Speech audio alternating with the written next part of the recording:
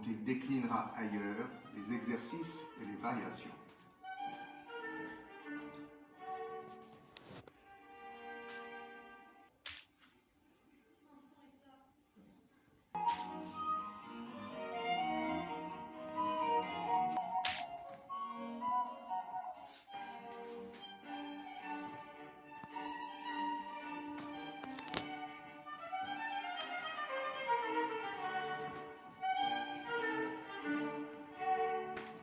C'est sur cette terre acquise lors de vos 25 ans, monseigneur, que vous avez choisi d'élever les témoins de vos succès. De tous vos établissements, vous, le vicomte, est celui que vous considérez comme le principal. Un axe unique, tendu du nord au sud comme la trajectoire d'une flèche, le marque, le domine et traduit votre ambition.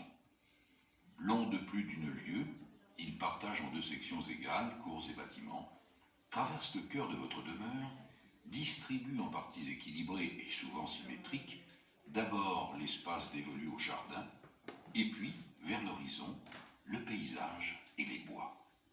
Du coup, le regard soumis à cette direction unique perçoit au premier coup d'œil le jardin tout entier.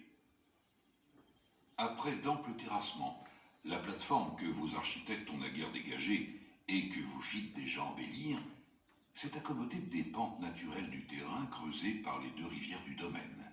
Limitée par des charmilles et dans quelques années soulignée par les arbres plantés en deçà, elle offrira l'illusion que Vaux est une clairière au centre d'une forêt en terrain plat. J'approuve l'audace qui a écarté du site principal la rivière des Jumeaux qui le traversait en oblique pour l'enterrer à l'est, hors des limites du projet, dans une galerie souterraine de quelques 400 toises qui débouche en cascade dans le canal, dont je vous entretiendrai tout à l'heure. Je m'attelle aujourd'hui à l'embellir de jardins nouveaux, chers à votre goût et dignes de votre discernement. Mesuré depuis la façade sud du château jusqu'à l'orée de la forêt lointaine, le jardin dont je vous soumets les dispositions s'étendra sur 600 toises. Dans sa plus grande largeur, il ne mesurera guère plus de 150 toises. Placé à une extrémité de ce plan tout en longueur, le château, d'où qu'on le contemple, paraîtra néanmoins régner sur tout l'alentour et occuper le centre de la mise en scène combinée par l'architecte et par votre serviteur, le jardinier. La première de ces dispositions s'attachera à donner l'illusion que ce jardin est de taille humaine et non démesurée. Pour y parvenir, ce vaste plateau sera d'abord modelé par des terrasses successives, légèrement pentues, d'une hauteur raisonnable, une demi-toise, et construites à des intervalles réguliers.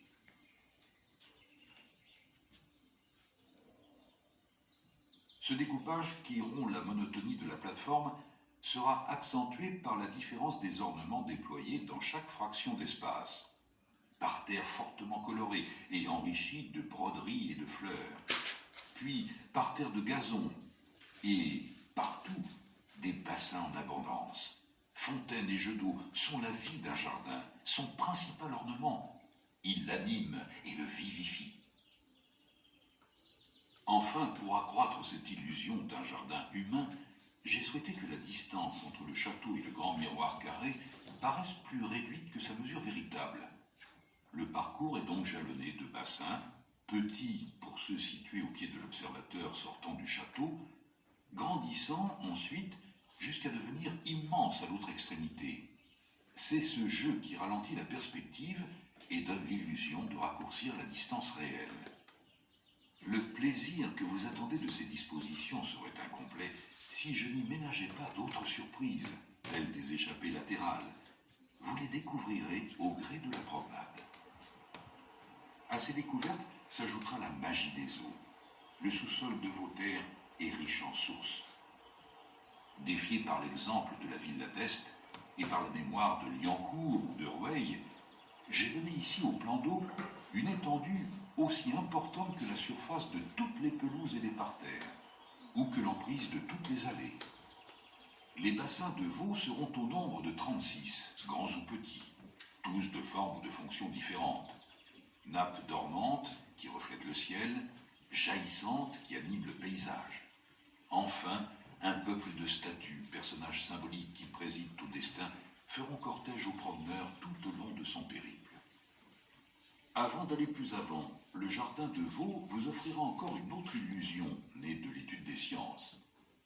Considérez les 7 arcatures du monument final, abritant chacune une cascade, flanquée de dieux fleuves, gardés par des termes colossaux qu'on appelle les grottes. De la terrasse sud du château, votre œil les verra toutes entières, apparemment collées à la margelle du grand miroir carré. En marchant vers elles, cette perception ne se modifie pas. Mais soudain, parvenus au grand miroir carré, les grottes se dérobent, reculent devant le promeneur. Un vide de 125 toises s'ouvre, au fond duquel on voit apparaître et resplendir un deuxième miroir d'eau. Je gage que l'illusion fera longtemps obstacle à la réalité. Parvenu à ce point du parcours, il faut descendre vers le niveau le plus bas de votre domaine.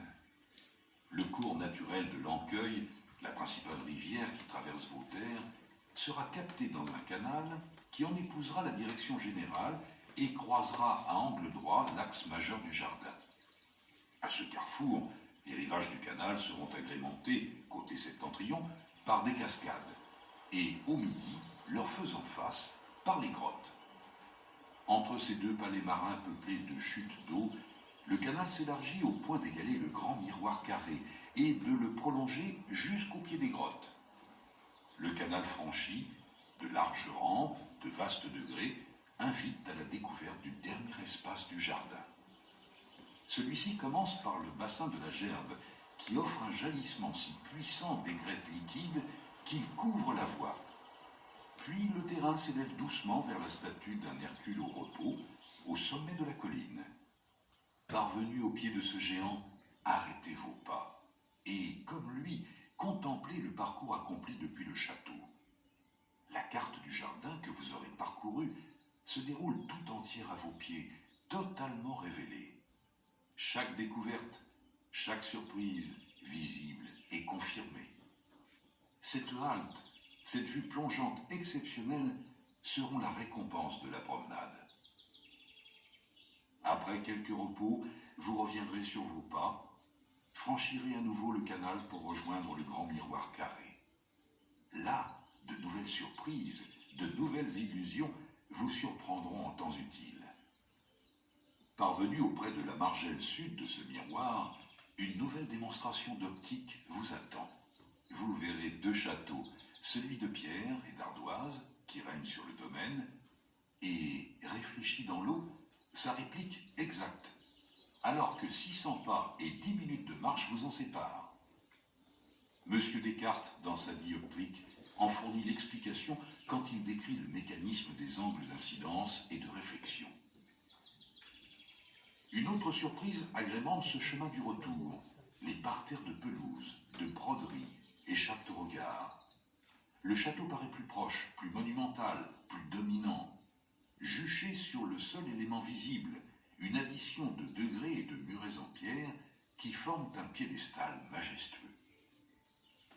Souffrez, monseigneur, encore un plaisir, le mien. Vaux-le-Vicomte était un terrain où la nature avait tous ses droits. Vous m'avez offert le loisir de l'embellir à ma guise. Pour la première fois enfin, le plaisir de créer a été à ma portée. Tâche passionnante qui fait de moi un homme heureux. C'est ainsi qu'une œuvre homogène, où le bâti et le jardin sont indissociables, a vu le jour il y a 3 siècles. Ce chef-d'œuvre fut créé fraternellement par 3 génies de l'art français. L'un d'eux, le nôtre, a construit ici la grammaire du jardin classique, dont il déclinera ailleurs les exercices et les variations.